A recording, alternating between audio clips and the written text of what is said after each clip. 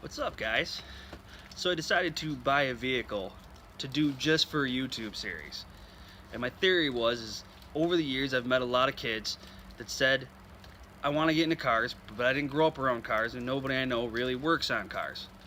And then of course the next question always winds up being, what does it cost? Well, I have a specific vehicle in mind that I know there are a ton of out there, and they always seem to be fairly well priced. It's rear wheel drive, it's got a full frame, and it was offered in a 4-cylinder and a V6. And they've been V8 swapping them pretty much since the beginning of their existence. It's probably not what you'd expect, especially with today's, youth growing up. They they think drifting is really cool and they're into the Japanese cars, and this isn't one of them. Uh, I'm a Chevy guy, so it is of the GM family. Are you ready for it? Now let me show you what we got here. Yeah, that right there is a 1998 GMC Sonoma, also known as the Chevy S10 or the Isuzu Hombre. This one is a 2.2 liter 5-speed. Now, price, right? This truck was listed for $400 with a blown head gasket and a bad windshield. Supposedly there's been a lot of work done to it, new clutch, new slave cylinder, brake lines, water pump. The guy did a bunch of work to it. But here's the thing. They were asking $400. That's not what I paid for it.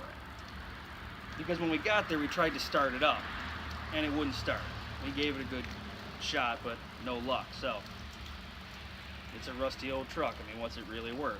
I offered the guy $200. We ended up settling at $225. Now, this might be a little much for somebody who doesn't know anything about cars, because, again, it doesn't run. But these trucks are readily available, at least in my area, for less than $1,000 all the time on Craigslist. So, can you get a running driving one for under $1,000? Absolutely.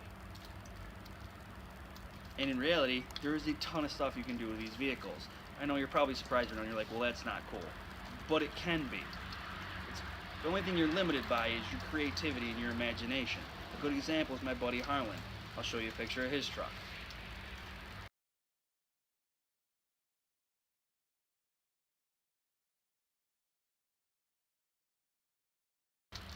Now, that truck that I just showed you is a 2.2 liter 5-speed with an open differential. And he drifts it. Yeah, with an open diff. See, you're only limited by your imagination. That's probably one of the most badass S10s I have ever seen. And it was all done on a budget. The truck is stock. There's no fancy ground kit on it. Yeah, he's got some fancy wheels and stuff, but a lot of his wheels are from other vehicles. See, that's the nice part about this vehicle. It's a 5x4 3/4 bolt pattern on the wheels, which is the same as the Camaro and the Corvette and all the G bodies, some of the A bodies. So your wheel choices there's a plethora. All over Craigslist, you'll be able to get wheels for cheap. I'm probably going to throw the Monty SS wheels on this one that I've got in the garage. But, again, it doesn't have to be cheap, because you could put an LS in it and custom paint it and drop it and put airbags on it and spend a ton of money and make it really cool if you wanted to.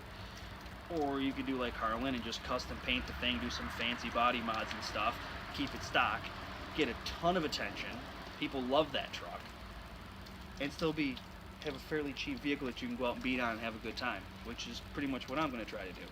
But I'm going to go a little bit different route. See, I love the Black Widow S10 built by No Limit Engineering. Here's a picture of that.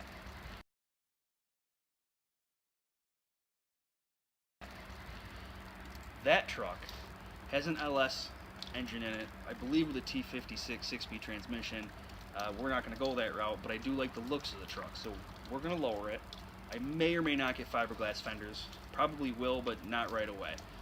LS swap, maybe in the future. Kind of depends on what happens with this engine here. If we can just put a head gasket in it, we'll do that and drive it with the 2.2 for a little while. If the engine's toast, maybe we'll LS swap it, maybe we'll find a 2.2 to throw in it. I don't know, we'll kind of see how that goes, play it by ear. It needs rockers and cab corners. The nice part about this, all the parts are cheap. See, that's the key. Yeah, you could, for $1,000, $1,500, you could find all kinds of cars.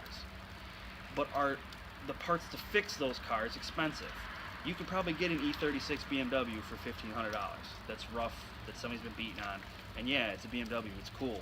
But the parts are expensive.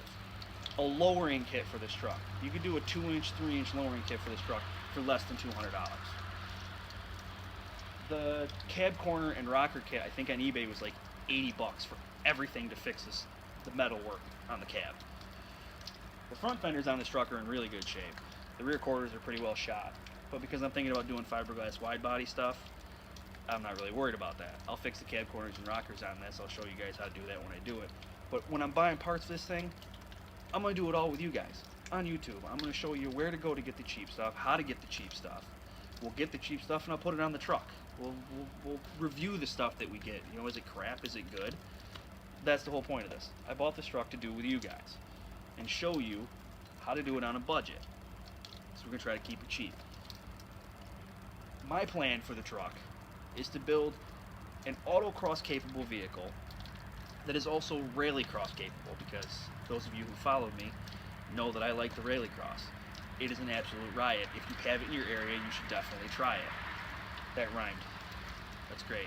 But anyways, I'll probably lean more toward rallycross with it, but I want to be able to take it to the autocross if I want. You know, throw a different set of rims and tires on, take it down there and run. Especially after we get the LS in it, if I ever get that far. But let's try to do just cheap first. Let's try to make it look cool. Let's get it lowered, give it a little stance to it, try to make it neat. And let's see what we can do to this truck for around $1,000 bucks. How about that? We'll start with that. Let's see how far we can get with just our creativity for $1,000 bucks. See if we can build something that runs and drives and looks neat. We'll start there, and then maybe we'll get crazy after that. So stay tuned. We're gonna see what we can do with this thing on a budget. Like I said, you're only limited by your creativity and your imagination. So as usual, keep it creative and happy building.